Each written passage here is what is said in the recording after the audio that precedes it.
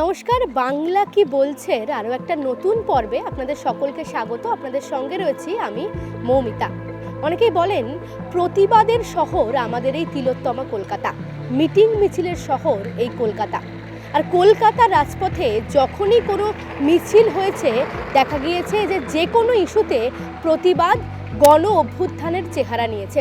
এই তো গত 9ই আগস্ট আরজিকর মেডিকেল কলেজে কর্তব্যরত এক তরুণী চিকিৎসককে ধর্ষণ করে খুনের অভিযোগ সামনে আসে এবং সেই ঘটনা সামনে আসার পর প্রাথমিকভাবে কলকাতা পুলিশ তদন্ত শুরু করে সঞ্জয় রায় সিভিক ভলান্টিয়ার তাকে গ্রেফতার করা হয়। পরবর্তী ক্ষেত্রে তদন্তভার যায় কেন্দ্রীয় তদন্তকারী সংস্থা সিবিআই এর হাতে। এই আরজিকরের ঘটনায় গোটা বাংলা এমনকি গোটা দেশ যাদের দিকে তাকিয়েছিল, সেই সিবিআই এর ভূমিকায় রীতিমতো ক্ষোভ উগরে দিচ্ছেন নির্যাতিতার পরিবার থেকে শুরু করে জুনিয়র চিকিৎসকরা এবং আপামর সাধারণ মানুষ। বিচারপতি পর্যন্ত যেরকমভাবে এগিয়েছিলেন, তো তারপর থেকে এটা সত্যি হতাশাজনক। মানে এর সুরাহা আদৌ কিভাবে সম্ভব? হাল ছাড়বো না, ছেড়ে দেবো না, হয়তো রাস্তায় নামবো, কিন্তু কতদূর কি ফল পাবো বলতে পারছি না। এই যে সিবিআইকে দেওয়া হয়েছে, সিবিআইয়ের সাকসেস রেট তো খুব ভালো না। হ্যাঁ, যা কাজেই দেওয়া যখন হয় তখন থেকেই কিন্তু আমাদের অধিকাংশ নাগরিকদের মধ্যেই একটা কিছুটা সন্দেহ ছিলই আর কি। এই সাকসেস রেটটার ওপর আমাদের ভরসা করে এগোতে হয়েছে যে না কিছু হলেও এটি আমাদের সর্বোচ্চ নিয়ামক সংস্থা, গোয়েন্দা সংস্থা, এবং যে রাস্তায় আমরা এগিয়েছি, সিবিআই এর হাতে তদন্তভার গিয়েছে এবং পরবর্তীকালীন সময়ে আমরা বিচার ব্যবস্থার ওপর ভরসা এখনও রাখছি, কিন্তু কেবল ভরসা রাখছি, বিশ্বাস রাখতে পারছি কিনা তা কিন্তু এখনও প্রশ্ন। সিবিআই হয়তো অনেকে মনে করে সব কিছু পারে বা সব কিছু, কিন্তু সিবিআই এর ওপরেও তো অনেক কিছু আছে। অনেক ক্ষেত্রে আমরা দেখেছি যে ছোটোখাটো ঘটনাও অনেক তাড়াতাড়ি সলভ আউট হয়ে যাচ্ছে, যেমন জয়নগরের কেসটা অনেক তাড়াতাড়ি সলভ আউট হয়ে গেল। হ্যাঁ, কিন্তু এক্ষেত্রে কেন হচ্ছে না সেটা আমাদেরও প্রশ্ন। সিবিআই তো অবশ্যই করা উচিত, কিন্তু করছে না কেন? ওদের ওপরেও বা কোত্থেকে কি চাপ আছে বা কিছু। এখন মনে হচ্ছে থেমে গেছে, কেন কোনো কিছুই হচ্ছে না, পুরোপুরি টোটালি ধামাচাপা পড়ে গেছে জিনিসটা। এখন সাধারণ মানুষ প্রতিবাদই করে যাচ্ছে, তারা সিবিআইয়ের ওপর একবার ভরসা করছে, একবার রাজ্যের ওপর ভরসা করছে। ওরা চাইছে যাতে দোষীরা শাস্তি পাক। সাধারণ মানুষ কার কাছে বিচার চাইতে যাবে, যেখানে পুলিশের থেকে নিয়ে স্বয়ং হাইকোর্টই এইটা সিবিআই এর হাতে তুলে দিলেন কারণ পুলিশ ফেল করছিলেন কোথাও, সেখানে সিবিআই যখন ফেল করছেন তাহলে সাধারণ মানুষ বিচারের জন্য কার কাছে যাবে? এইটা নিয়ে আমারও একটা প্রশ্ন আছে। ষড়যন্ত্র এবং তথ্য প্রমাণ লোপাটের অভিযোগে আরজিকর মেডিকেল কলেজের প্রাক্তন অধ্যক্ষ সন্দীপ ঘোষ এবং আরজিকর মেডিকেল কলেজ যে থানার অন্তর্গত অর্থাৎ টালা থানার প্রাক্তন ওসি অভিজিৎ মণ্ডলকে গ্রেফতার করে সিবিআই। তাদের বিরুদ্ধে অভিযোগ ছিল ষড়যন্ত্র এবং তথ্য প্রমাণ লোপাটের, কিন্তু দেখা যাচ্ছে সেই গ্রেফতারির 90 দিন পেরিয়ে গেলেও এখনও পর্যন্ত সাপ্লিমেন্টারি চার্জশিট শিয়ালদা আদালতে জমা দিতে পারল না সিবিআই, এবং যে কারণে আইনের ফাঁক গলে জামিন পেয়ে গেলেন এই দুজন। এত কটা দিন পেরিয়ে গেল, আমাদের যে সহকর্মী অভয়া, সে বিচার পাওয়ার যে দিকে আমরা তাকিয়েছিলাম কোর্টের দিকে, সিবিআই এর দিকে, গতকাল আমরা বড় ধাক্কা খেয়েছি। সন্দীপ ঘোষ অভিজিৎ মণ্ডলের আমরা যেটা দেখলাম, মানে একদম বেল পাওয়ার পরে, সসম্মানে বেল পাওয়ার পরে, এটা একদম ক্লিয়ারলি এভিডেন্ট যে আমাদের মাথার উপরে যদি মা, পিসি, কাকিমা, দাদা, দিদিদের হাত থাকে, তাহলে আমরা যত বড়ই স্ক্যাম করি না কেন, যত বড়ই নক্কারজনক অপরাধ করি না কেন, সেটা কিভাবে আমাদের সিস্টেম, আমাদের প্রশাসন আমাদেরকে ডিফেন্ড করার জন্য মরিয়া হয়ে উঠবে, সেটা একদম ক্লিয়ার কাট এভিডেন্ট। সিবিআই যে 3 মাস তাদেরকে কাস্টডিতে রাখলো, মানে জুডিশিয়াল কাস্টডিতে লাস্টের দিকে, তো তাদের এগেনস্ট যদি কোনো প্রমাণ না থাকে কেন আটকে রাখলো? আর দ্বিতীয় কথা, 3 মাস আগে যখন অ্যারেস্ট করেছিল এবং তারপর রিপিটেডলি কোর্টে দাঁড়িয়ে কিন্তু সিবিআইয়ের আইনজীবী বা সিবিআই অফিসাররা বলেছিলেন যে একটা বৃহত্তর ষড়যন্ত্র হয়েছে এবং সেই ষড়যন্ত্রে সন্দীপ ঘোষ বা অভিজিৎ মণ্ডলের কী ভূমিকা সেটা খতিয়ে আমরা দেখছি। তো 3 মাস তো লাগে না যে খতিয়ে দেখার পরে আপনারা কিছু পেলেন না, এটা তো হয় না। তাহলে এবার প্রশ্ন উঠতে পারে যে 3 মাস ধরে আপনারা কি কিছুই পাননি, যে আপনারা চার্জশিট জমা দিতে পারলেন না এবং তাদেরকে এই জামিন হয়ে গেল। আইদার আপনার 3 মাস আগের কথা ঠিক, নাহলে আজকের কথাটা ঠিক। তাহলে আপনাকে মেনে নিতে হবে 3 মাস আগে আপনি যেটা বলেছিলেন সেটা ঠিক বলেছিলেন, আজকেরটা মিথ্যে, আর নাহলে আগেরটা মিথ্যে বলেছিলেন, আজকেরটা সত্যি। আরজি করের ঘটনায় যদি সিবিআই এর এই ভূমিকা থাকে, তাহলে নির্যাতিতার পরিবার তারা কি আদৌ ন্যায় বিচার পাবেন? তারা কি আদৌ বিচারের কোনো সুফল দেখতে পাবেন? এবং অপরদিকে দেখা যাচ্ছে আরজি করের ঘটনার পরে আরও বেশ কয়েকটি যে ধর্ষণ এবং খুনের ঘটনা ঘটেছে আমাদের রাজ্যে, 9ই আগস্টের ঠিক 2 মাস পরে অক্টোবর মাসে দেখা যায় যে দক্ষিণ 24 পরগনার জয়নগরে সেখানে এক নাবালিকা পড়ুয়াকে ধর্ষণ করে একই রকমভাবে খুনের অভিযোগ ওঠে এবং সেই ঘটনায় রাজ্য পুলিশের বড় সাফল্য। একেবারে 2 মাসের মাথায় সেখানে অভিযুক্তকে দোষী সাব্যস্ত করে তাকে ফাঁসির সাজা শোনাতে পেরেছে রাজ্যের পুলিশ। এবং একই রকমভাবে ফারাক্কার ঘটনাতেও অত্যন্ত দ্রুত হারে চার্জশিট তৈরি করে সেই চার্জশিট জমা দিয়ে অভিযুক্তকে ফাঁসির সাজা বা সর্বোচ্চ সাজা দিতে পেরেছে রাজ্যের পুলিশ। সেখানেই প্রশ্ন উঠছে যে রাজ্যের পুলিশের ভূমিকা এই ধরনের ধর্ষণ এবং খুনের মতো নক্কারজনক ঘটনার ক্ষেত্রে যে ভূমিকা পালন করছে রাজ্যের পুলিশ, তাহলে আরজি করের এই ঘটনার তদন্ত যদি কলকাতা পুলিশের হাতে থাকতো, তাহলে নির্যাতিতার পরিবার হয়তো ন্যায় বিচার পাওয়ার ক্ষেত্রে আরও একটু বেশি সহায়ক হতেন। এই ঘটনা যদি আরজি কর মেডিকেল কলেজের বাইরে ঘটতো তাহলে রাজ্য পুলিশ দারুণভাবে তৎপর হতেন এবং এতদিনে অপরাধী ধরা পড়ে যেত। হসপিটালের মধ্যে ঘটনা ঘটেছে এবং এখানে কর্তৃপক্ষ খুব প্রত্যক্ষভাবে ইনভলভ, তার জন্য এই সমস্যার সমাধান হচ্ছে না। এটা তো খুব খুব পরিষ্কার ব্যাপার। কুলতলির ঘটনার সঙ্গে আরজি করের ঘটনা হয়তো এন্ড রেজাল্ট হয়তো সিমিলার, কিন্তু কারণ এবং ব্যাকগ্রাউন্ড স্টোরি সম্পূর্ণ আলাদা। সুতরাং কুলতলির ঘটনা বিচার করা যতটাই সরকারের পক্ষে, রাজ্য সরকারের পক্ষে এবং কলকাতা পুলিশের পক্ষে সহজ, এই ঘটনার বিচার করা ততটাই কঠিন এবং খানিকটা ইচ্ছাকৃতভাবেও তারা করেননি। বা যে আমরা এভিডেন্স ট্যাম্পারিংয়ের ক্ষেত্রে দেখেছি, আমরা প্রথম থেকে আন্দোলনে বলে এসেছি যে কলকাতা পুলিশ এভিডেন্স ট্যাম্পারিংয়ের জন্য প্রত্যক্ষভাবে দায়ী। আমরা এখনও সেই ধারণা আমাদের কোনোদিন পাল্টাবেও না। আমরা জানি কি ঘটনা ঘটেছে, শুধুমাত্র প্রমাণ কয়েকটা পরপর 1, 2, 3, 4 করে রেডি করাই বাকি, সেটুকু হয়তো হয়ে যাবে, আমরা আস্থা রেখেছি। যখন জয়নগরের ঘটনা ঘটে এবং সেখানে যখন আপনাদের রিপ্রেজেন্টেটিভরা সেখানে ছিলেন, তাদেরকে জিজ্ঞেস করলে জানতে পারবেন যে সেইখানে জয়নগরের ঘটনাতেও কিন্তু পুলিশ প্রথমে কিন্তু কোনো সদিচ্ছা দেখায়নি। সেই থানা, যে থানার অন্তর্গতভাবে জয়নগরের ঘটনা, সেই থানা কুলতলি থানার আন্ডারে পড়ে না জয়নগর থানার আন্ডারে পড়ে, এই ঘটনাকে এই নির্ধারণ করতেই ওদের বেশ কিছু সময় যায় এবং পুলিশের যে আচরণ তা কিন্তু মোটেও সেই সময় খুব একটা সুবিধের ছিল না। পরবর্তীকালে আন্দোলনের চাপে পুলিশ এইখানে নথি স্বীকার করে হয়তো একটা বিচারের জায়গায় আসতে পেরেছে।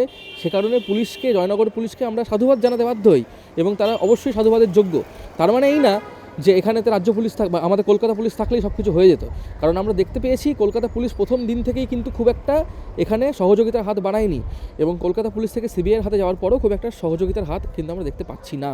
এই গোটা বিষয়টাকে শুধুমাত্র আমি 61 দিন বা 90 দিনে কাউকে ফাঁসি দিয়ে দিলাম, আমি সেখানে আমার মনে হয় যে প্রায় নিজেকে শো অফ করার মতন একটা বিষয় যে আমি কেন্দ্র থেকে খুব ভালো, কারণ আমি ফাঁসি দিয়ে দিয়েছি। আদৌ ওই ট্রায়াল পিরিয়ডে কি হয়েছে, আদৌ যাকে ফাঁসি দেওয়া হয়েছে সেই মূল অভিযুক্ত কিনা, আদৌ তার সঙ্গে আর কেউ জড়িত ছিল কি না, এই গোটা বিষয়ের তো আপডেট আমরা কোথাও পাচ্ছি না।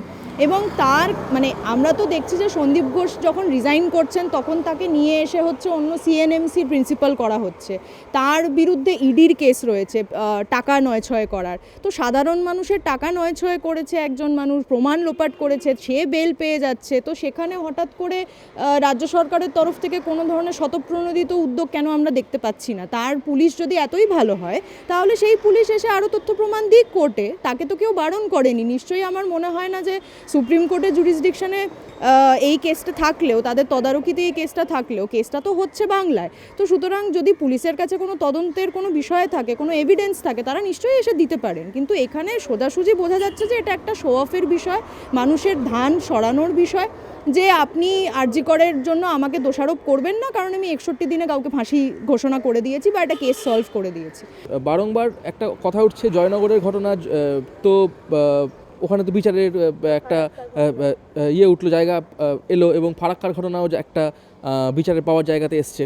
তাহলে আমাদের এই ঘটনাটা কেন আসছে না? তার মানে বোঝা যাচ্ছে কেন্দ্র রাজ্য চাইলে পরে এই যে বিচারটা বোধহয় দ্রুত হতে পারতো, কিন্তু কোথাও একটা গিয়ে কি এরকম আমাদের একটা প্রশ্ন জাগছে সবার মধ্যেই যে কোথাও গিয়ে কি স্টেট এবং সেন্ট্রাল আমাদের যে রাষ্ট্রশক্তি বলা ভালো, এখানে কোনো দলীয় রাজনীতির কথা বলছি না, তবু রাষ্ট্রশক্তি বর্তমানে যারা স্টেট এবং সেন্ট্রাল, তারা কি চাইছেন না, নাকি তারা একসঙ্গে মিলে এই গোটা যে আরজিকরের যে মুভমেন্ট, আরজিকরের যে আন্দোলন এবং তার যে 9ই আগস্টের যে নক্কারজনক ঘটনা, তাকে ধামাচাপা দিতে চাইছেন? তার পেছনে কি কোনো উদ্দেশ্য রয়েছে? ঢিলেমি তো অবশ্যই রয়েছে, আর কিছু একটা বড় ষড়যন্ত্র হয়তো আছে পিছনে, যার জন্য এটা ঢিলেমিটা আরও মানে বাড়ানো হচ্ছে। সিবিআইয়ের উপর চাপ তো সাধারণ মানুষ দিতে পারে না, দিতে পারে একমাত্র রাষ্ট্র ক্ষমতা। এবার সিবিআই যদি কোনো সন্দেহজনক কিছু করে থাকে, যেটা অধিকাংশের মধ্যে আমাদের মধ্যে এখন জাগ্রত হচ্ছে আস্তে আস্তে, যে এটা কি হচ্ছে সিবিআইয়ের এই ধরনের এই ব্যাপারগুলো, তো কাজেই রাষ্ট্রের যদি চাপ থাকে তাহলে তো সিবিআইয়ের কাছ থেকে মানে সঠিক বিচার আশা করা এটা তো বাতুলতা। সিবিআইয়ের হাতে যে প্রমাণ নেই এ কথা তো আমরা কোথাও শুনিনি। সিবিআই নিজেই বলেছে প্রমাণ আছে, ঠিক আছে, যে কারণে অ্যারেস্ট করা হয়েছিল, কিন্তু সেটা সিবিআই চার্জশিটে দেখাতে পারছে না। এবার সেইটা কেন পারছে না সেটা সিবিআই ভালো বলতে পারবে, যে কার চাপ সিবিআইয়ের ওপর আছে। অনেকগুলো প্রশ্ন আমাদের মাথায় 9 তারিখের পর থেকে গজিয়ে রয়েছে এবং সেই প্রশ্নগুলোর ঠিক মতন উত্তর আমরা এখনও পেয়ে উঠছি না। মানে প্রায় মনে হচ্ছে যে কেন্দ্রে থাকা যে পার্টি, তারা যেভাবে এই নির্যাতন বা কোনো রেপিস্টকে বাইরে নিয়ে আসেন বা রেপে অভিযুক্ত কাউকে বাইরে নিয়ে এসে বলেন যে তিনি ব্রাহ্মণ বলে রেপ করতে পারবেন না এবং তাকে মালা পরানো হয়, তাকে ইলেকশনের টিকিট দেওয়া হয়, এখন মনে হচ্ছে রাজ্য সরকার একই পথে হাঁটছে। তো সুতরাং আমরা কার উপরে বিশ্বাস করব সেইটা এই মুহূর্তে সত্যি বুঝতে পারছি না, কারণ কেন্দ্রীয় তদন্তকারী সংস্থা, তাদের 90 দিনে চার্জশিট দেওয়া উচিত, তারা চার্জশিট দিয়ে উঠতে পারেননি। তারা খবরে বলছেন যে আমরা চাইলে দিতে পারতাম কিন্তু আমরা ডিলে করানোর জন্য দিয়ে উঠিনি, বা একবার বলছেন রাজ্য সরকার এনওসি দেয়নি। সুতরাং এই গোটাটার মধ্যে গটাপ চলছে, এটা প্রায় আমাদের কাছে স্পষ্ট। আমরা জানি না রাজনৈতিক সেটিং নাকি কোনো অশুভ আতাত। সাধারণ মানুষ একটা জিনিসই চাইছেন, তা হলো নির্যাতিতার পরিবার, সোদপুরে তরুণী চিকিৎসকের নির্যাতিতার পরিবার, তারা দ্রুত সুবিচার পান। সিবিআই যখন কিছু করতে পারছে না, রাজ্য পুলিশও কি করতে পারতো? আমার তো মনে হয় না। সিবিআইয়ের ভূমিকা তো অবশ্যই রাজ্য পুলিশের থেকে বেশি।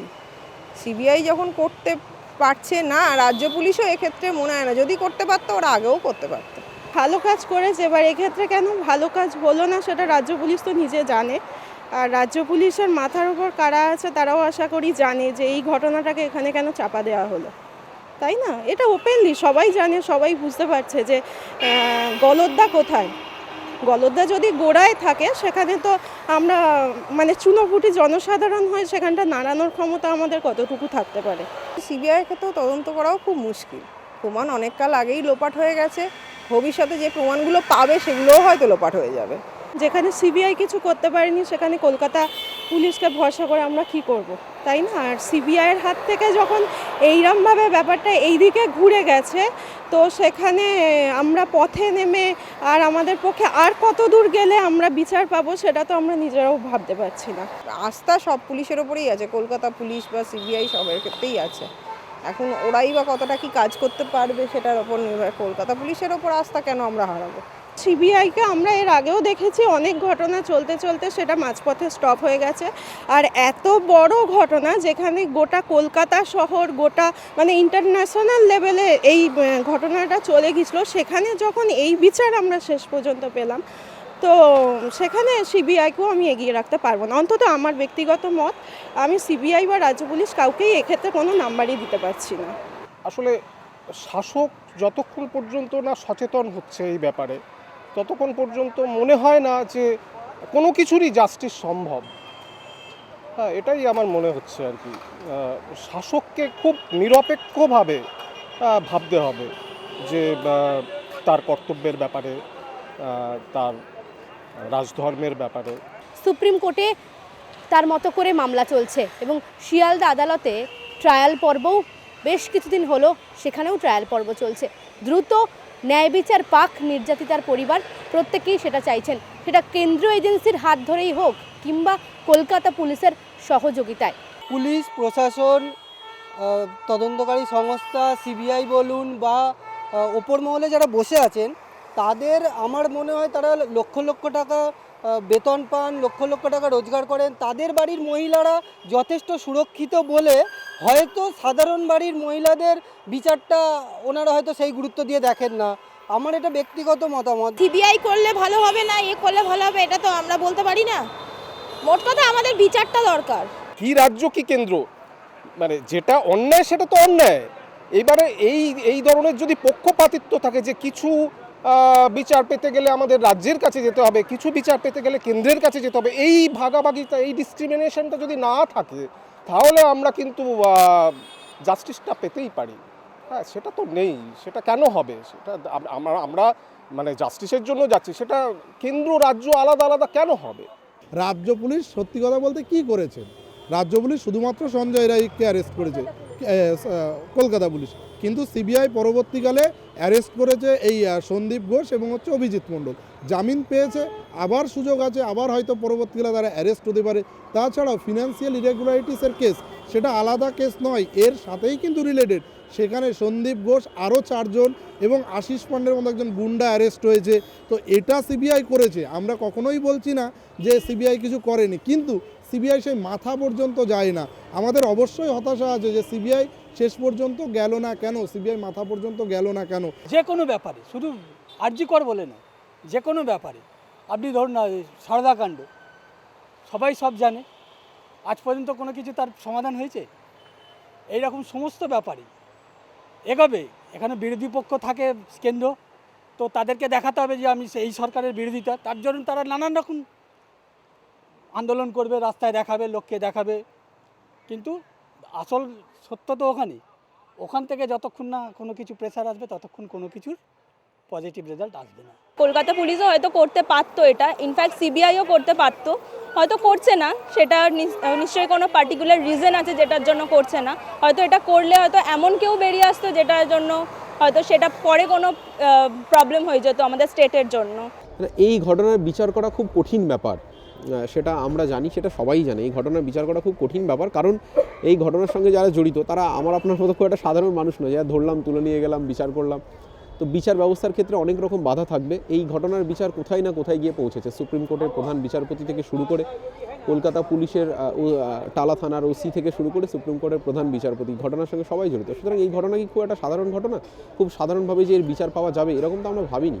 এই মুহূর্তে আমাদের সরকারকে অবশ্যই সমস্ত কিছু ভুলে দোষীদের শাস্তি নিয়ে ভাবনা চিন্তা করা উচিত বলে আমার মনে হয়। আমি ভোট দিই, আমি প্রশাসনকে আমি সমর্থন করি, তো সেক্ষেত্রে প্রশাসনের উচিত আমাদের সাধারণ মানুষকে সঠিকভাবে অ্যাক্টিভভাবে তাদের কাজগুলো করা আর বিচারটা অতি দ্রুত দেওয়া। এর আগেও নির্ভয়া হয়েছে, আমরা অনেক বছর পর ওটা গিয়ে একটা যেন সর্ট আউট হয়েছে। এখানেও যে তাড়াতাড়ি হবে এটা তো কোনো আশা করার কোনো এই নয়। সিবিআই হয়েছে, এখনও একটা পুরো প্রুফ পাওয়া গেল না, একটা পুরো পার্টিকুলার প্রুফ পাওয়া গেল না যে আদৌ এটা করেছে, ইনি করেছে নাকি করেনি। একটা যাই হোক উপর ব্যাপারটাই চলে আসছে, আর পুরোটাই পলিটিক্যাল দিক থেকে হয়ে যাচ্ছে। মানে বড় বড় মাথা, এখানে বোঝাই যাচ্ছে বড় বড় মাথা ছাড়া আর কোনো এখানে না, সবটাই দাপিয়ে দেওয়ার চেষ্টা। আমাদের বিশ্বাস আছে যে এই ঘটনার বিচার হবেই, হয়তো সিবিআইয়ের হাত ধরেই হবে। কিন্তু হ্যাঁ, এই কথাটা অনস্বীকার্য যে সিবিআই যে গতিতে কাজ করছেন তার চেয়ে অনেক ভালোভাবে কাজ করতে পারতেন এবং করা উচিতও। সেই ব্যাপারটা নিয়ে আমাদের মনের মধ্যে সিবিআইয়ের তদন্তের গতি প্রকৃতি নিয়ে আমাদের মনের মধ্যে হয়তো কিছুটা হতাশা আছে, কিন্তু আমরা এখনও সিবিআইয়ের উপর আস্থা রেখেছি। সুপ্রিম কোর্টে একাধিকবার এই সমস্ত কথাবার্তা কিন্তু বৃন্দা গ্রোভার ম্যাডামের বলার জায়গা ছিল। বা দেখুন, বলতে পারে যে সঞ্জয় রায় যেহেতু অভিযুক্ত বা তিনি দোষী প্রমাণিত হয়েছে তার কথার কোনো গ্যারান্টি নেই, কিন্তু আমরা এটাও তো মানি একজন অভিযুক্ত বা একজন অপরাধীর মুখ থেকে আর 5 জন অপরাধীর নাম বেরোয়, তাহলে সঞ্জয় রায়ের এই যে কথাটা বলল বিনীত গোয়েল বা অন্যান্য অফিসার দায়ী, তার কমেন্টকে ভেরিফাই করে দেখা হলো না কেন? সিবিআই কেন বিনীত গোয়েল বা ডিসি নর্থকে ডাকলে না? এবং বৃন্দা গ্রোভার ম্যাডাম সুপ্রিম কোর্টে দাঁড়িয়ে আজ পর্যন্ত সেই কথাগুলো বললো না কেন যে সিবিআই কেন ডিসি নর্থ বা সিপিকে ডাকেনি? এই জায়গায় শুধুমাত্র ভূমিকা রাজ্য পুলিশ নয়, এই কলকাতা পুলিশ নয়, কলকাতা পুলিশের ভূমিকা তো বলে লাভ নেই, সিবিআইয়ের ভূমিকাও হতাশাজনক, এবং এই যে বৃন্দা গ্রোভার ম্যাডাম তার ভূমিকাও হতাশাজনক। অতি দ্রুত আরজিকর কাণ্ডে ন্যায় বিচার মিলুক, এমনটাই আমরা আশা রাখব। এবং এই গোটা ঘটনায় অনেকেই রাজ্য পুলিশকে বেশ খানিকটা এগিয়ে রাখছেন, অনেকে আবার কেন্দ্রীয় এজেন্সি অর্থাৎ সিবিআইয়ের হয়ে সওয়াল করছেন। কার সাকসেস রেট কত বেশি সেটা হয়তো তুল্যমূল্য বিচার করে এভাবে বলে দেওয়া সম্ভব নয়। সেখানে স্থান কাল ক্ষেত্র অনেকটাই বিচারাধীন, বা তার উপর নির্ভর করে যে কোন ঘটনার ক্ষেত্রে কোন এজেন্সি কতটা তৎপর হবেন বা তাদের তৎপরতায় কতটা দোষীকে বা অভিযুক্তকে যথাযথ শাস্তি দেওয়া সম্ভব হবে। কিন্তু যে ঘটনা রাজ্য তথা দেশ তথা আন্তর্জাতিক স্তরে তোলপাড় ফেলে দিয়েছে, শোরগোল তৈরি করেছে, সেই আরজি করের ঘটনায় অতি দ্রুত ন্যায় বিচার পাওয়া যাক বা নির্যাতিতার পরিবার তারা ন্যায় বিচার পান, এমনটাই আশা রাখছেন প্রত্যেকেই। আপাতত এখানেই শেষ করছি বাংলা কি বলছে আজকের পর্ব। এরকমই বেশ কিছু প্রাসঙ্গিক বা গুরুত্বপূর্ণ বিষয় নিয়ে আমরা নিউজ টাইমের পর্দায় এই বিশেষ অনুষ্ঠানে কথা বলি এবং আলোচনা করে থাকি। সাধারণ মানুষের বক্তব্য আমরা তুলে ধরি। অবশ্যই আপনারা চোখ রাখুন নিউজ টাইমের পর্দায় এবং আরও পরবর্তীতে এরকমই কোনো গুরুত্বপূর্ণ বিষয় নিয়ে আমরা হাজির হয়ে যাব বাংলা কি বলছে এই অনুষ্ঠানে। ক্যামেরা স্বপনের সঙ্গে মৌমিতা মিত্র, নিউজ টাইম কলকাতা।